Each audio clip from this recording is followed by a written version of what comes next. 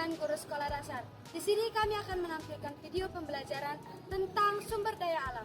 Saksikan ya. Sumber daya alam.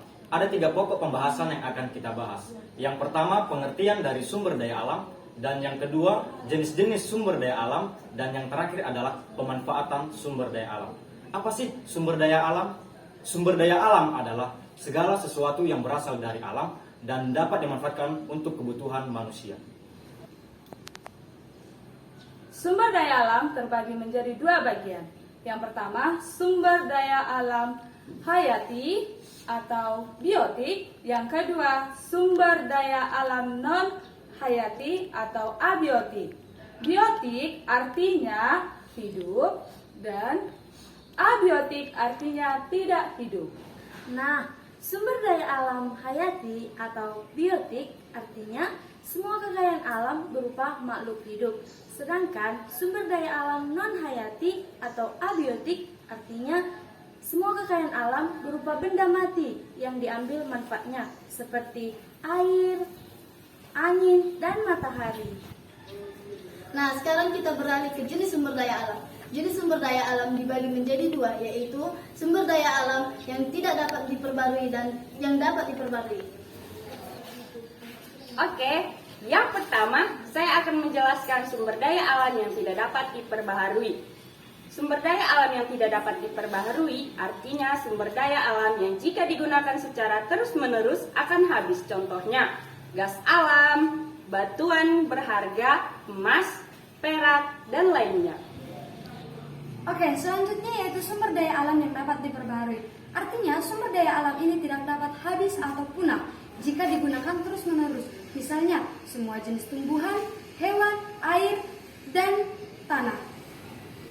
Nah, baik, sekarang kita beralih ke pemanfaatan sumber daya alam. Sumber daya alam terbagi atas 2.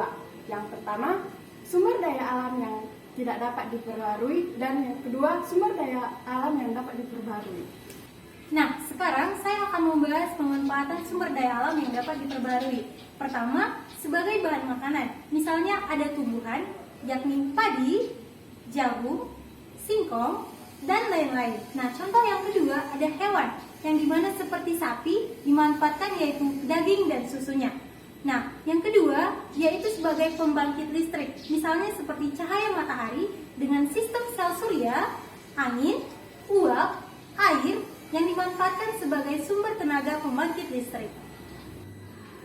Yang ketiga, sebagai alat pembuatan obat kosmetik, misalnya bahan herbal seperti jahe dan daun sirih, ataupun sebagai kulit binatang yang dijadikan sebagai bahan baku untuk pembuatan berbagai obat kosmetik. Yang keempat, sebagai alat pembuatan pakaian, misalnya kapas. Pakaian yang kita gunakan adalah pembuatan dari kapas.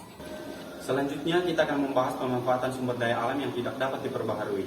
Yang pertama, sebagai bahan bakar minyak bumi. Misalnya, pengolahan minyak bumi sebagai bahan bakar mobil, kereta, pesawat, dan lain-lain.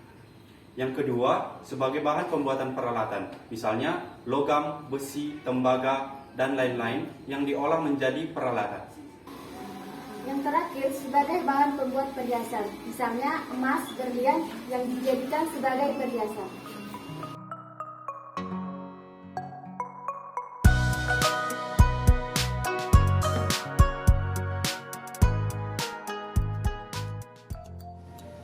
Nah, selesai sudah video pembelajaran dari kelompok kami, ada pun yang menjadi refleksi bagi teman-teman yang sudah menonton. Yang pertama, bagaimana sih cara menjaga sumber daya